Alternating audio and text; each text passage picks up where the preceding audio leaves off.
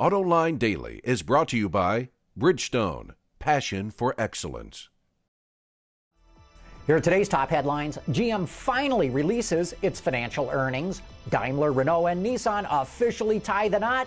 And you can win $1 million if you figure out Toyota's problems. Up next, we'll be back with the news behind the headlines.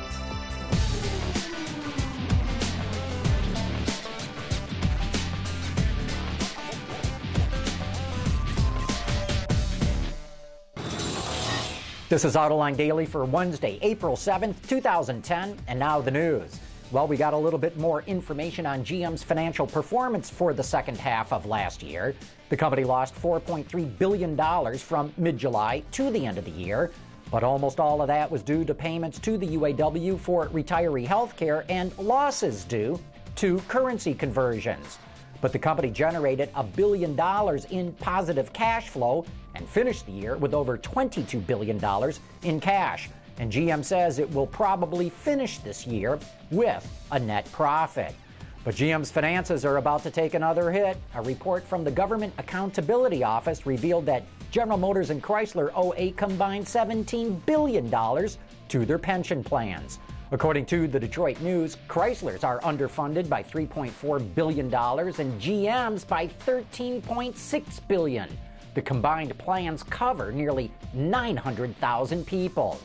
Well, we've been reporting on this for months, but now it's finally official. Daimler is going to join up with Renault and Nissan. All three companies will take minor stakes in each other and then start sharing costs when they develop electric cars, passenger cars, light commercial vans, and engines and transmissions. They claim they'll be able to collectively save 4 billion euros, about $5 billion, over the next 5 years. One interesting footnote: the French government will buy a bit more stock in Renault to maintain its 15% holdings in the company. Since Toyota and the government can't seem to figure out what's going on with its vehicles, Edmunds will award $1 million to anyone who can get to the bottom of the problem. Contestants have to demonstrate a sudden unintended acceleration event not induced by driver error. Also, Edmunds engineers must be able to recreate the problem under real-world conditions. Contestants can start submitting their entries in May, and the deadline is at the end of October. Looks like Lexus and BMW will be duking it out this year for the title of the best-selling luxury brand in the U.S. According to Wards, the German firm is ahead through the first quarter, but look for Lexus to make a comeback. One thing that's slowing BMW down is that it underestimated how many cars to build.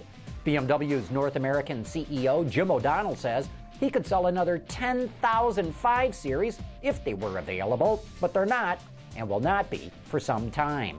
And in related news, BMW announced that Moses Lake in the state of Washington will be the location of its new factory that will make carbon fiber for its upcoming megacity electric car.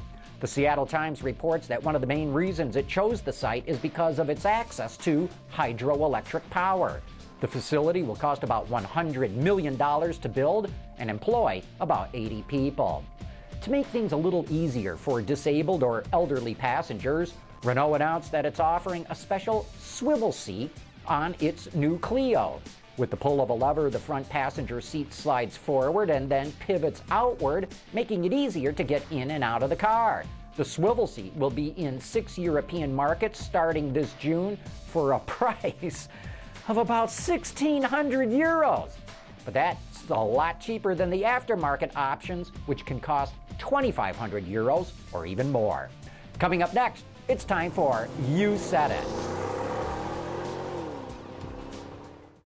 Introducing Bridgestone's third generation of run-flat tires with groundbreaking new Bridgestone technologies. Bridgestone run-flat tires offer improved ride comfort, lower rolling resistance, and improved wear while giving you the peace of mind and comfort you need. And now it's time for some of your feedback. Bud Liebler loved our April Fool's Day report, which Jim Hall delivered.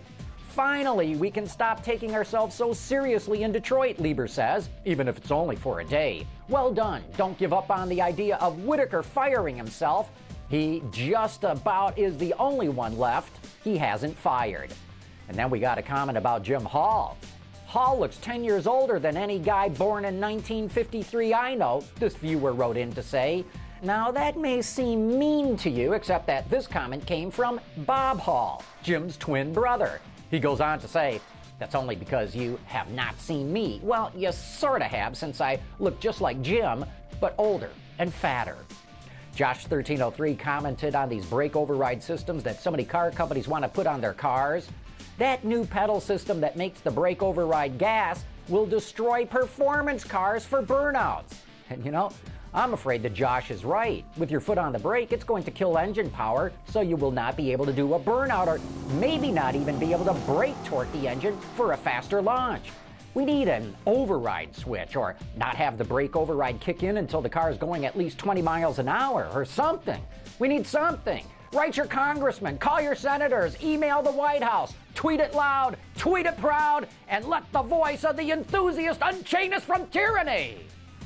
Hey, don't forget to tune in to Autoline After Hours when our guest is going to be Larry Erickson, the head of the Automotive Design School at the College for Creative Studies. You will be amazed to learn about how many automotive designers in the global industry have come out of that school. That's tomorrow night at 7 p.m. Eastern.